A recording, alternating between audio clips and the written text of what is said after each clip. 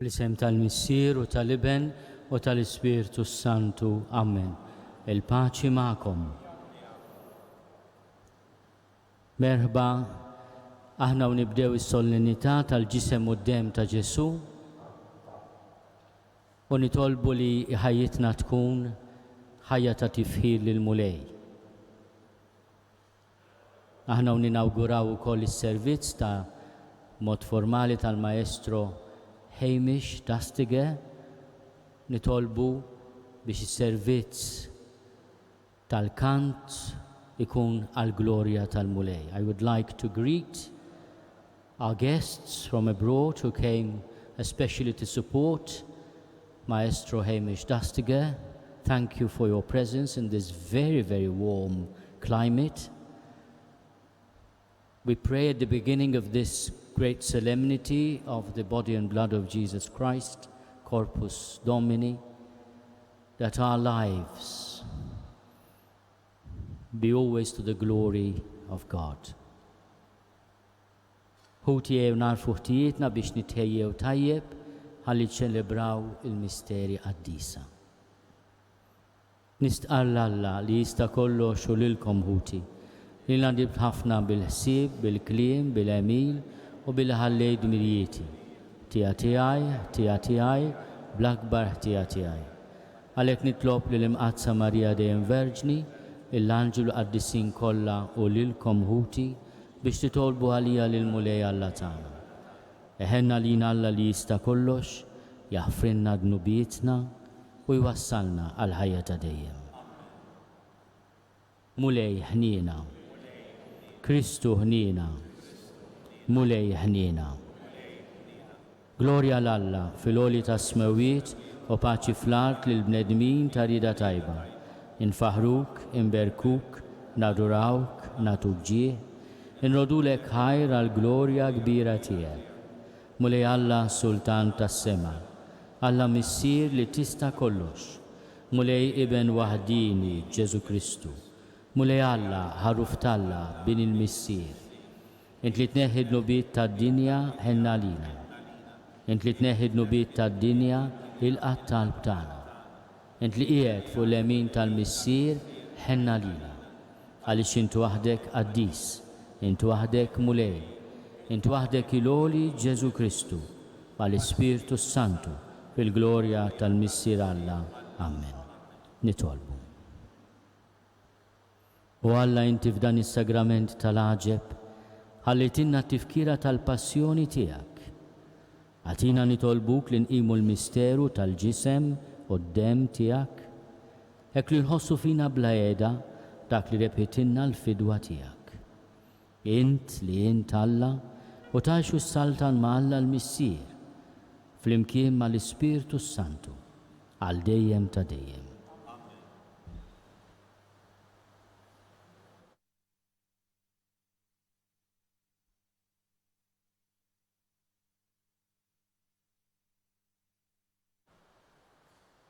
Qarim il-ktieb tad-Deuteronomju. F'dak iż-żmien Mosè kellem lill-poplu u qal: ftakar fil-mixja kollha li mexxiek il-mulej Alla tiegħek matul dawn l-40 sena fid-deżert biex iċekknek u jġarbek ħalli jkun jaf x'għandek f'qalbek jekk tridx toqgħod tal-kmandamenti tiegħu jew le.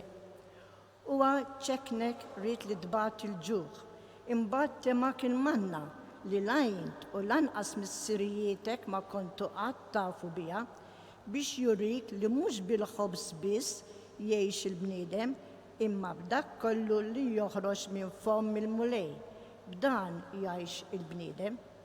Qis li ma titkabbarx qalbek u tinsal il-mulej Alla tiegħek li ħarġek mill-art tal-Eġittu, mill-art tal-Jasar u li mexxiek fid-deżert kbir u jwaħħax mimli srib velenużi u skorpjuni, art nixfa bla ilma xejn, li ħariġlek l-ilma mill-blata ta' żniet, li temak il-manna fid-deżert, li missirrijietek ma kienu jafu biha xejn.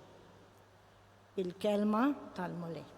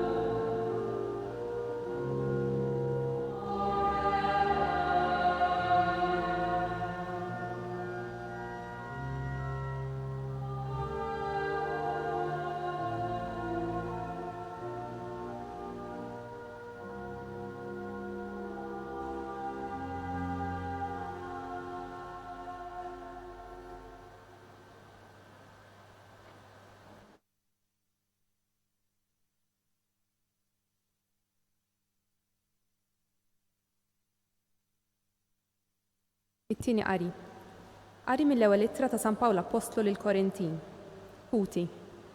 Il-kalċi mbierek li fuq ngħidu l-barka mhuwiex għaqda mad-demm ta' Kristu? U l-ħobż li naqsmu mhuwiex għaqda mal-ġisem ta' Kristu? Għax l-ħobża hi waħda, aħna li aħna ħafna, aħna ġisem wieħed. Il-kol kemm aħna nieħdu sem minn ħobża waħda. Il-kelma tal-mulej.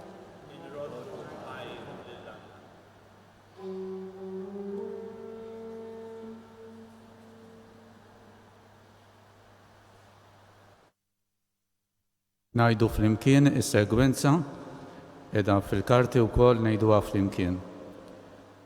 Faħħar Sion lil feddej ir-raj tiegħek u l-mexxej bl-innijiet u blana. Ibqa' faħru daqskemm tista' għax hu l-fuq minn kull tifħir qatt ma tfaħru kemm jistħoqlu. Għat-tifħir ħaġa tal-għaġeb il-ħobż ħaj li jagħti l-ħajja hawn qudiemna f'dan il-jum. Dak il-ħobż li fuq il-mejda li l-apostli fl-ikla mqazza kien ingħata biex jikluh. Ikun sħiħ it-tifħir tiegħek b'qalb ferrieħa bleħen għoli, ikun jixraq ferħ ir-ruħ. Għax dal-jum ta' festa kbira ta' dik l-ikla u t-tifkira meta saret l-ewwel darba. F'din l-ikla is-Sultan tagħna lajt il-ġdid tal-liġi ġdida temma l-kollox lajt qadim. Il-qadim twarrab mill-ġdid dak li hu ġie flok iġbija, id-dawl biet dlam il-lejl. Dak li twettaq fl-aħħar ċena Kristu ried jibqa' jiġġedded biex ikun tifkira tiegħu. Imma għal-min b'talim imqaddes nibdlu l-ħobż u l-inbit tagħna b'sagrifiċċju għas-saħħa tagħna. Twemmin ġdid lilna l-insara li dal-ħobż jinbidel f'ġisem u l-inbit jinbidel f'demm. Dak li ma tarax jew tifhem it-twemmin issaħħu u jwettqu fuq kull ordni tan-natura. Taħt ġbijat fejn aħna nilmħu mhux il-ħajja imma sinjali jinħbew ħwejjeġ hekk eżiż. Ikel ġismu, xorb u demmu, iżda Kristu sħiħ hemm moħbi taħt kull waħda miġbijat. Sħiħ jittiekel Kristu kollu, bla jitkisser, bla jitfarrak, bla jinqasam minn min jieħdu. Jiklu 1000 u jikol wieħed kemm ħadan hekk jieħdu huma bla jintemm meta jittiekel. Jieklu it-tajba, jieklu l-ħżiena, imma l dawk iġib il-ħajja lil dawn jixħed fit-telfin. Mew tal-ħżiena ħajja tajba, ara kif jinbidel fihom għalkemm jieħdu l-istess ikel. Meta l-ostja tkun maqsuma, la tibżax min tiftakar taħt iġbija ta' kull farka hemm jinsab daqs fl-ostja sħiħa. Ebda ksur ma jsir fi Kristu, biss iġbija tkun miksura u b'dal ksur xejn ma jitnaqqas f'dak li hu taħt din iġbija. Dan il-ħobż l-anġli magħmul ikel għal bnedmin fit-triq tal-ħajja, ikel bnin għall-uliet kollha li m'għandux fix-xejn jintrema. Biġbijat kien ilu mħabbar b'dik l-offerta ta' Iżak fil-ħaruf li nqatel fl-ajt u fil-manna tad-deżert. Intraj tajjeb ħobż tas-sew, Ġesu tagħna ħenna lina, inti tmana u ħarisna, inti lilna il-ġid urina fl-art imbirka tal-ħajjin. Int li taf u tista' kollox li titmana hawn f'dil ħajja, imma mlinna il-kol msieħba, faqda waħda il-kol werrieta mal-qtajiet tal-qaddisin. Amen. Alleluja.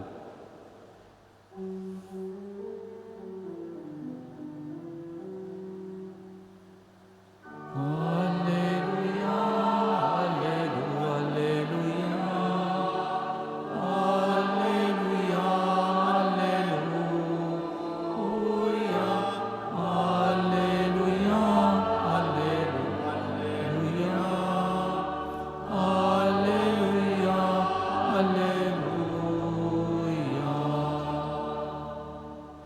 Jiena hu l-ħobs il-ħaj li niżel mis-sema, jgħid il-mulej.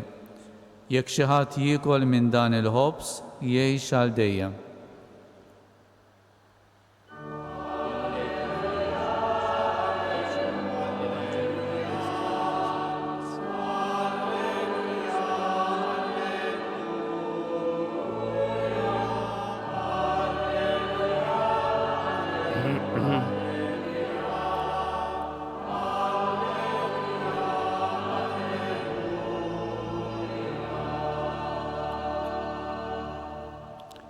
Il-mulej ma'kom. Qari mill-Evanġelju skont San Ġwann. Dak iż-żmien Ġesu qal lin-nies: Jien hu l-ħobs il-ħaj li niżel mis-sema. Jekk xi ħadd jiekol minn dan il-ħobs jgħix għal dejjem. U l-ħobs li jiena nagħti huwa ġismi għal ħajja tad-dinja. U hekk il-lut tlewmu bejniethom u bdew jgħidu: Kif jista' dan jagħtina ġismu biex nikluh?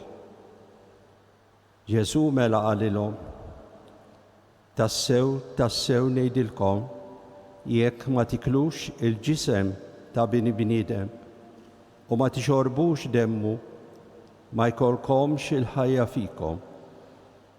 Min jiekol ġismi u jixrob demmi għandu l-ħajja ta' dejjem u jien inqajmu mill-imwiet fl-aħħar jum. Għax ġismi huwa tassew ikel u demmi u tassew xorb. Min jiekol ġismi u jixrob demmi jibqa' fija u jien fih.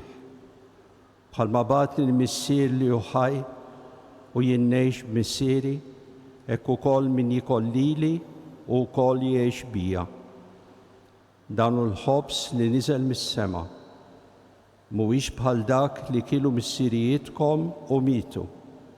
Min jiekol dan il-ħobs jgħix għal dejjem. Il-kelma tal-mulej.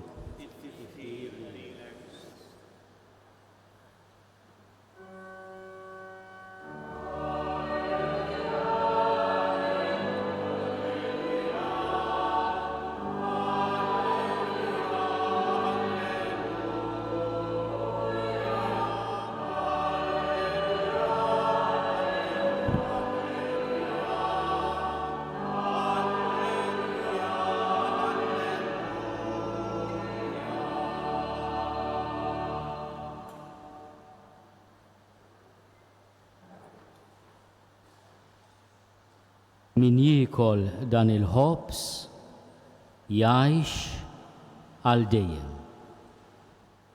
Is-silta mill-Vanġelu ta' San Ġwann li biha l-Knisja din is-sena tfakkar u tiċċelebra l-misteru kbir tal-ġisem u d-dem ta' Ġesu, f'ħafna mumenti u għal ħafna drabi issemmi il-ħajja. Jiena l-ħobs il-ħaj. Jekk xi ħadd jiekol minn dan il-ħobs jgħix għal dejjem. Il-ħobs li jiena nagħti huwa ġismi għal ħajja tad-dinja. Illum irridu nirringrazzjaw il-mulej għaliex fl-Ewkaristija fil-ġisem u d-dem tiegħu tagħna nutriment spiritwali għal ħajja tagħna. Niftakru f'xi ħaġa li Ġesu qal fuq innifsu: Jiena l-verità, jiena t-triq, jiena il-ħajja. U għalhekk tagħmel ħafna sens li jgħid min jiekol lili u wkoll jgħix bija. Dan il-kliem mill-kapitlu 6 tal-Evanġelu ta' San Ġwann Ġesu qalu f'Kafarnaum, belt fuq l-għadira kbira ta' Tiberijade, il-Baħar tal-Galilija, fejn nażel li jissetilja wara li telaq minn Nazaret. Illum Kafarnaum huwa sit arkeoloġiku. Hemm imma ir-resti, il-fdalijiet tas-sinagoga li fiha Ġesu qal dawn il-kliem. U wieħed għadu jista' jara l-għadba għażiża ta' din is-sinagoga li Ġesu rifes u għawdieħel biex jagħtina dan it-talim. Talim li skandalizza lil min semgħu, il-lut tlewmu bejniethom u bdej jgħidu kif jista' dan jagħtina ġismu biex nikluh. U Ġesu jinsisti. Tassew ngħidilkom, jekk ma tiklux il-ġisem ta' bin il-bniedem, ma tixorbux demmu, ma jkollkomx il-ħajja fikom. U xi kwalità ta' ħajja qed joffrilna Ġesu? Dan veru huwa il-ħobs tal-pellegrini? ċaħna qegħdin pellegrini f'duq l-art. Is-sema pajjiżna. Imma fl-istess ħin il-mulej permezz ta' din il-ħobs qed jagħtina dik ix-xrara li twassalna għal ħajja ta' dejjem. Min jikol ġismi u jixrob demmu għandu il-ħajja ta' dejjem u jina nqajmu mill-imwiet fl-aħħar jum. Ma din l-Ewkaristija li aħna nirċievu ta' bnedmin dajfa li aħna hemm mhux biss ħobb spiritwali għal ħajja tagħna ta' kuljum, imma wkoll iż-żerrija tad-destin tagħna, iż-żerrija tal-ħajja ta' dejjem, tal-qawmien mill-imwiet. Illum irridu nirringrazzjaw il-mulej ta' dan id-don li huwa veru ikel li wassalna l-ħajja ta' dejjem, li jagħtina nutriment għal ħajja mhux biss tissa imma anke għall-eternità. Int li taf u tista' kollox, li titmana hawn f'dil ħajja. Hemm għamilna l-koll imsieħba, faqda waħda l-koll werrita mal-qtajiet tal-qaddisin. Qui nos pascis hic mortales, tuos tibi commensales, coeredes et sodales, fac sanctorum civium. Dan il-kliem sabiħ li kiteb San Tomas d'Aquino għal liturġija tal-festa tal-Corpus Domini ifakkarna li aħna nirċievu l-Ewkaristija ta' bnedmin mortali dajfa. Imma permezz ta' din il-qawwa tal-Ewkaristija, il-mulej diġà qiegħed jistedinna biex inkunu fuq il-mejda tal-eternità. Commensales, niklu ħaġa waħda miegħu, f'intimità miegħu. Inkunu coeredes, inkunu werrieta miegħu, inkunu faqda miegħu, sodales tal-qaddisin. Greeting all our friends from abroad. I would like to share a brief reflection on today's Gospel from John 6. This beautiful address of Jesus and reflection on the gift of the Eucharist that Jesus shared with his fellow Jews in the synagogue of Capernaum. When you go to Capernaum, you find an archaeological site. But one of the most moving moments is when you look down into an archaeological well and you see the threshold of the synagogue that Jesus trod upon, going into this place of prayer to share with us this important and essential teaching, that he is the bread of life. Today in the solemn liturgy, at the beginning of the solemnity of the body and blood of Jesus, we celebrate the Eucharist as the gift of life that brings us to eternal life. Jesus says, whoever eats my body and drinks my blood will have eternal life. I will raise him on the last day. And he said, I am the way, I am the truth, I am the way, I am the life. As he promises life, he promises communion with him. And he insists with his contemporaries, as he does with us, that his body is food, true food, and his blood is true drink. We need to eat his body and drink his blood. And this is not something that would scandalize us, but it is an invitation to a very radical and intimate communion with him. So today, as we read the Gospel from St. John chapter 6, we thank the Lord for giving us the Eucharist as a life-giving sacrament. I am the bread of life, which came down from heaven. Whoever eats this bread and drinks this blood will have eternal life. And the bread I give is my body for the life of the world. We thank Jesus for this gift, this life-giving gift of the Eucharist.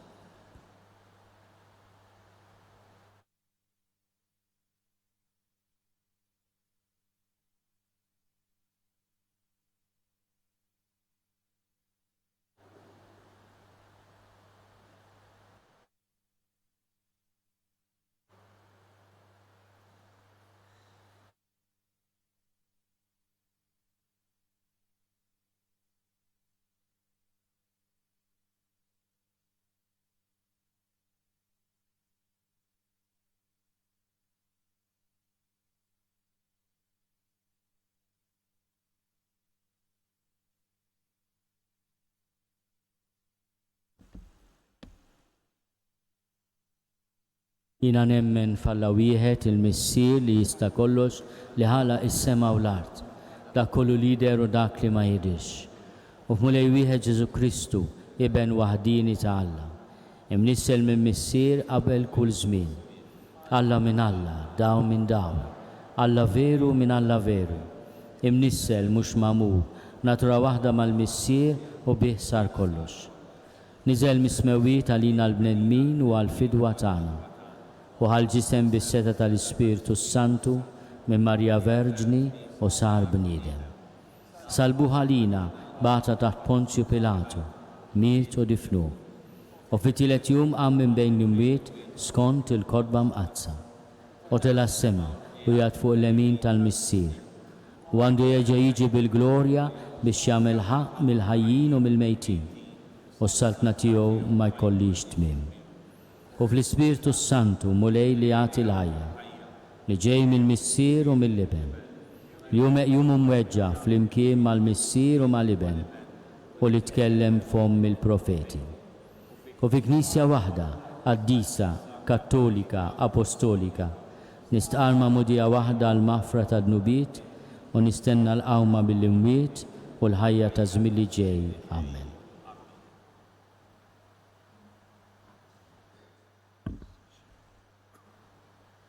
Alla tagħna u Alla li jżomm kelmtu, nresqu qudiemu dawn it-talbiet tagħna biex iġġedded il-poplu Quddies tiegħu.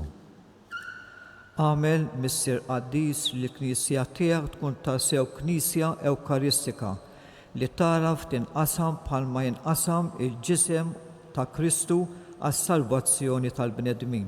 Nitolbu. Ismana nitolbuk mulej. Nitolbuk bil-ħerqa għal-mexxejja tal-popli kollha biex nkunu kapaċi ħarsu lejn ibnek il-Aziz u fuq l-eżempju tiegħu ifasslu l-politika ta' pajjiżhom. Nitolbu. Ismana nitolbuk mulej. Uri l-ħniena magħna, Missier Quddies, u għamel li aħna wkoll nkunu faqda sħiħa bejnietna u miegħek bħalma Kristu u fik u inti fih. nitolbu. Ismana nitolbuk mulej. Għamel li l-għaqda ta' bejn l-aħwa u l-komunitajiet tiġbed ħafna aktar nies lek biex flimkien miegħek inkomplu nibnu is-saltna tiegħek fuq din l-art nitolbu. Ismana nitolbuk mulej. Inti trid li jibnek il-għażit li jkun imsebbaħ fl-art kollha. Għamel mulej li aħna bil-faqar kollu tagħna nkunu minn tal-ewwel li nagħtu ġieħ lil-ibnek billi ngħixu tawliet u werrieta tas-saltna tiegħek bi Kristu Sidna.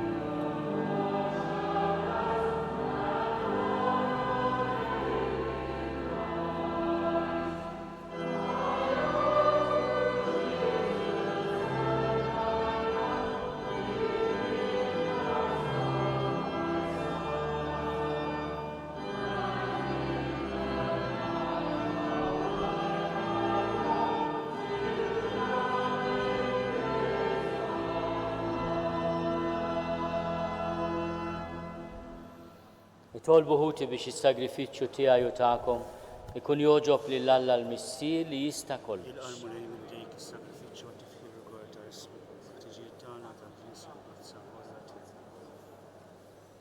Fit-tjiba tiegħek mulej għati lill-Knisja tiegħek il-għaqda u s-sliem li b'mod mistiku huma nfissra f'dawn id-doni li qegħdin nofrulek bi Kristu Sidna. Il-mulej magħkom. Nerfu lubna l-fuq. Niżuħaj lill-mulej Alla tagħna. Sewwa xieraq tas-sew mulej missier Quddies Alla ta' dejjem li tista' kollox. Tajjeb u taġid tas-salvazzjoni tagħna li dejjem u kullimkien inrodulek ħajr bi Kristu Sidna. U l-qassis tas-sew ta' dejjem waqqaf għamla ta' sagrifiċċju li jibqa'.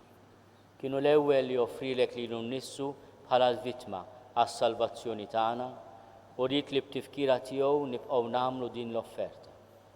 Meta niklu l-ġisem tiegħu is-sagrifikat għalina, aħna nimtlew bis-saħħa. U meta nixorbu demmu imxerret għalina, nindafu minn ħtijietna.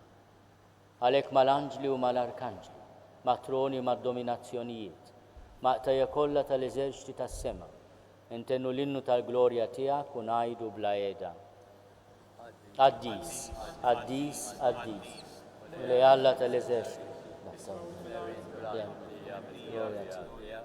Osanna fl-oli tas-smewiet, imbierek minn ġej fis-sem il-mulej, osanna fl-oli tas-smewiet. Quddies tas-sewint mulej, inti lajn ta' kull qdusija.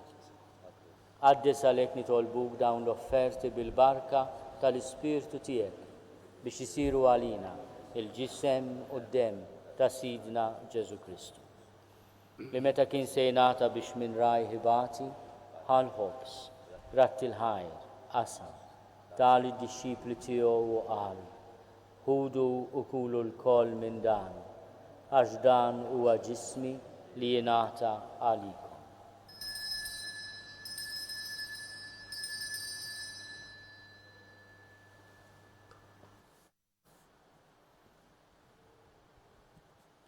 Ekku kol wara l-ikla ħal-kalċi, reġa' ratti l-ħajr, tal id-disċipli tiegħu u qal, ħudu u jxorbu minnu l-koll, għax dan huwa l-kalċi ta' demmi tal-patt il-ġdid li jibqa' għal dejjem. Id-demm li jxerret għalikom u għall-bnedmin kollha għal maħfra ta' dnubiet. Għamlu dan tifkira tiegħi.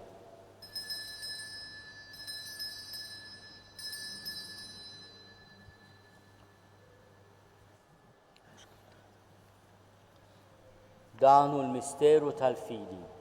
Inħabbru l-mewt tiegħek mulej, inxandru bil-ferħ il-qawmin tiegħek, nistennewk sa ma tiġi fil-glorja. Għalhekk aħna nagħmlu dan tifkira tal-mewt u l-qawmin ta' Sidna Ġesu Kristu, nofrulek mulej il-ħobs tal-ħajja u l-kalċi tas-salvazzjoni. U nroddulek ħajr għax għoġbok tilqana hawn quddiemek biex naqduk. U miċ-ċokon tagħna nitolbu li l-Ispirtu Santu jaqadna f'ġisem wieħed, lilna li nieħdu sehem mill-ġisem u d-dem ta' Kristu. Ftakar mulej fi knisja tiegħek imxerda mad-dinja kollha. U ittaqa' fl-imħabba flimkien mal-Papa Franġisku mal-Isqof tagħna Charles u mal-Ministri tiegħek kollha. Ricordati dei nostri fratelli che si sono addormentati nella speranza della resurrezione e di tutte i defunti che si affidano alla tua clemenza. Ammettili a godere la luce del tuo volto. Di noi tutti abbi misericordia. Donaci di aver parte alla vita eterna insieme con la Beata Maria, Vergine e Madre di Dio, con San Giuseppe suo sposo, con gli Apostoli e tutti i santi che in ogni tempo ti furono graditi, e in Gesù Cristo, tuo Figlio, canteremo la tua gloria. Bi Kristu ma' Kristu fi Kristu, jingħata lilek Alla missier li tista' kollox, flimkien mal-Ispirtu Santu, kull ġieħu glorja għal dejjem ta' dejjem. Ejjew nitolbu kif għallimna u ridna nagħmlu li bentalla għas-salvazzjoni tagħna. Missierna li inti fis-smowwiet, jitqaddes ismek, tiġi saltnatek, ikun li trid int kif is-sema hekk fl-art. Ħobżna ta' kuljum għatina llum. Aħfrinna dnubietna bħalma naħfru l-minu ħati għalina. La ddaħħalniex fit-tiġrif, iżda eħlisna mid-deni. Eħlisna nitolbuk mulej minn kull deni. Għatina fit-tiebor li nagħtihak il-paċi fi żmienna, biex inkunu ħielsa dejjem mid-dnub u mħarsa minn kull inkwiet. Aħna nistennew u nittamaw ilena u l-miġja tas-Salvatur tagħna Ġesu Kristu.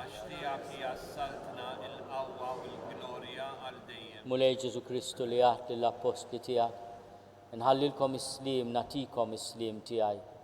La tħares lejn dnubietna, iżda ħares lejn il-fidi tal-Knisja tiegħek. Ħati jaslimu l-għaqda li jintrid fiha, inti tgħixu s-saltan għal dejjem ta' dejjem. Il-paċi tal-mulej tkun dejjem magħkom. Għatu l-paċi lil xulxin.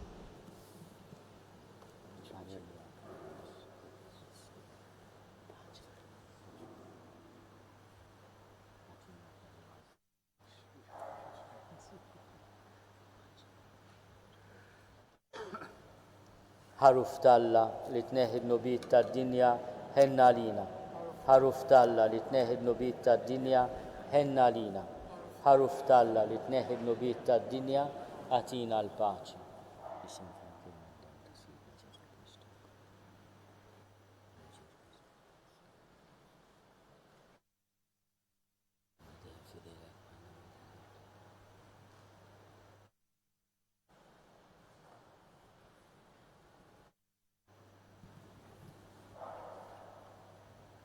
Danu l-ħaruf talla, danu li neħid nubiet tad-dinja, ħenin dawk li huma mistiedna l-ikla tal-ħaruf.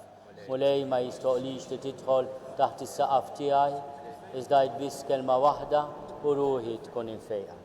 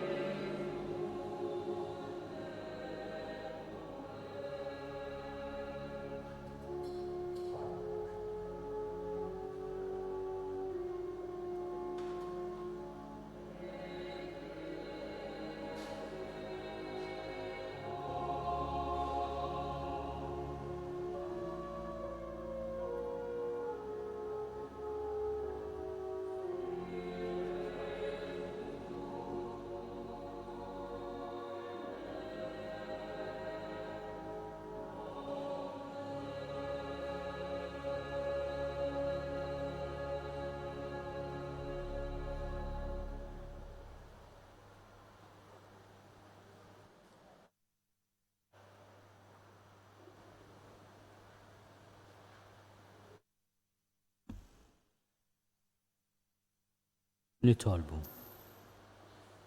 Għamel mulej li aħna nduqu minn issa il-ħlewwa li qed inġarbu bid-dera tiegħek fis-sema li hawnhekk inta tina ħiel tagħha fit-tqarbin bil-ġisem u d-demm għażiż tiegħek int li tgħixu s-saltan għal dejjem ta' dejjem. Nixtieq infakkar li issa wara l-Quddiesa il-Maestro Hamish se jagħtina kunċert fuq l-orgni. Jiena matul din is-sena qatt ma naf li kellna kunċert bl-orgni, allura sa tkun verament okkażjoni sabiħa.